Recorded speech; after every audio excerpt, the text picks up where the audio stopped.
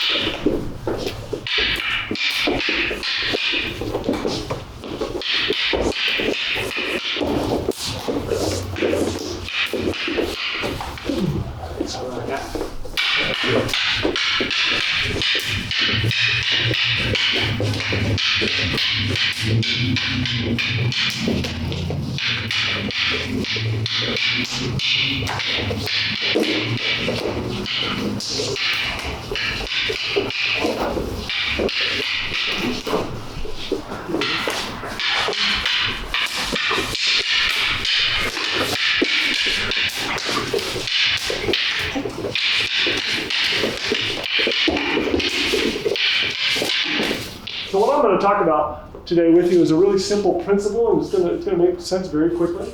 The principle is called line. The idea or the concept of line is simply that if you have line, you have the immediate opportunity to attack me. If I have line, it's vice versa. I now have the immediate opportunity to attack you. Let me borrow this one now. So bring your weapon out. So when you're holding your weapon, by the way, give me a little bit of end here, just so that you can use it to hook with and things like that. It's just an addition. Also, the further out you get, the more likely you're going to throw it out of your hand accidentally. So a little bit of what we call puño, or the butt of the weapon here.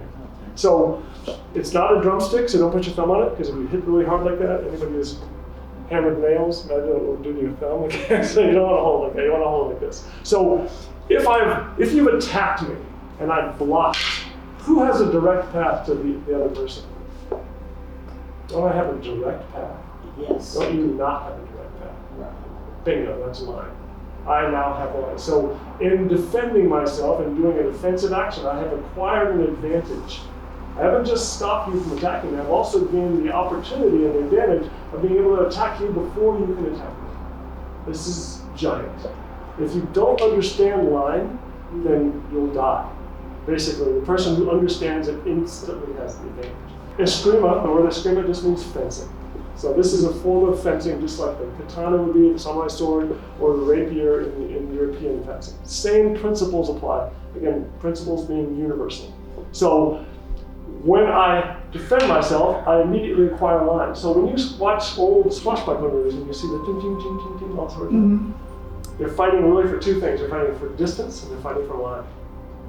If I can get to a place where my sword is here and your sword is there, I have a direct path to you. If I have the correct distance, you have no defense. The fight is over. Okay, so you could do one of two things. You could reacquire line, and or you could just move away a little bit. Because if I can't reach you, I can't hurt you. Okay, so the control of the distance and controlling line is everything. So if I strike to you and you block, you didn't have to teach you how to do that, but I do have to educate on how to do it right. Because let's think about this. If I was coming in fast, well, can you come up? Just rip it. Okay, so that's how fast the shot's really going to come. Okay? Oh, okay. That's how it's going to come. Okay, so it hits hard. So if your weapon is pointed in essentially the same trajectory as my weapon coming in, then my weapon is simply going to slide down your hand into you, right into your hand. So you need to actually create a certain kind of geometry, again, without your thumb, so that you're actually stopping the shot, rather than just directing it into your own hand.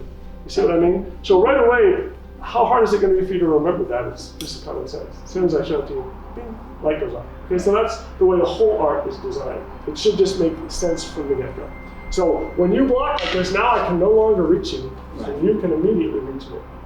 So if I know what I'm doing, when I attack you, I know that you're going to take line. As soon as you begin to do your defensive action, I know that I'm about to lose the advantage of line, you're about to gain it. So while you're doing that, I'm simply going to take line back. Okay. Okay? So most stick fights will be this: click, click, thud. Because it will be simply this: it will be me attacking you, you blocking, me taking line, and then killing you. Ooh. Okay? Click, click, thud. So you block me, you know that I'm going to take a line, but you can, there's a couple of ways you can take a line back. You can simply push this back. Ow. Now you have one. You see what I mean? Also, if I can seize your weapon, can't you also seize my weapon? We're in the same distance, essentially. This is between the two of us. So while I'm grabbing your weapon, you could be grabbing my weapon. Yeah. So right away now, you can counter me, I can counter you. So now the sophistication starts to grow.